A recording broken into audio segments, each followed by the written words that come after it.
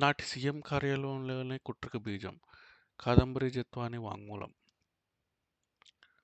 నాపై తప్పుడు కేసు పెట్టి అరెస్టు చేసి భయభ్రాంతులకు గురిచేయాలన్న పథకానికి నాటి సీఎం కార్యాలయంలోనే బీజం పడింది.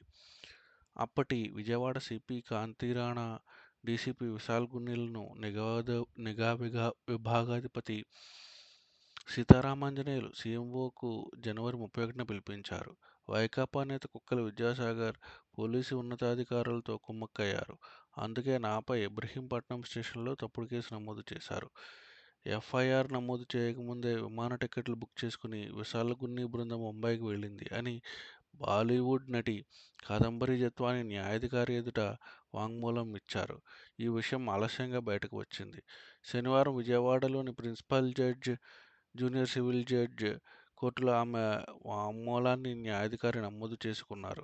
ఆమెతో పాటు సాక్షి అయిన గోరిపత్తి శ్రీనివాసరావు వాంగ్మూలాన్ని నమోదు చేశారు. పోలీసులు దురుసుగా ప్రవర్తించారు. పారిశ్రామికవేత్తపై నేను పెట్టిన అత్యాచారం కేసు వెనక్కి తీసుకోవాలనే ఒత్తిడితో ఇబ్రహీంపట్నం స్టేషన్లో కేసు నమోదు చేశారు. ఎఫ్ఐఆర్ నమోదు చేయగానే ఆగమేఘాలపై ముంబైకి వచ్చి నాతో పాటు తల్లిదండ్రులను అరెస్ట్ చేయడం కుట్రలో భాగమే. పోలీసు కస్టడీలో నన్ను ఉదయం 8 గంటల నుంచి అర్ధరాత్రి 12 గంటల వరకు మగ పోలీసు అధికారులే విచారించారు. ఏసీపీ హనుమంతరావు, ఇన్స్పెక్టర్ కాశీ విశ్వనాథ్ నన్ను విచారించారు.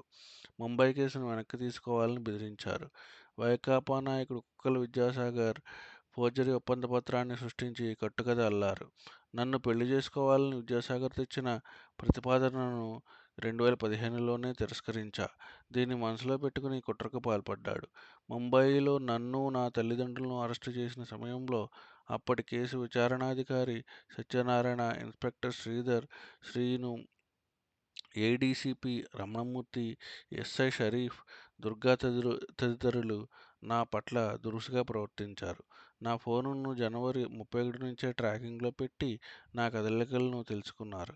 నా తాత్కాలిక డ్రైవర్ను బంధువుగా చూపించి అతని అరెస్టు సమాచారం చేరవేసినట్లు రిమాండ్ రిపోర్టులో చూపించారు.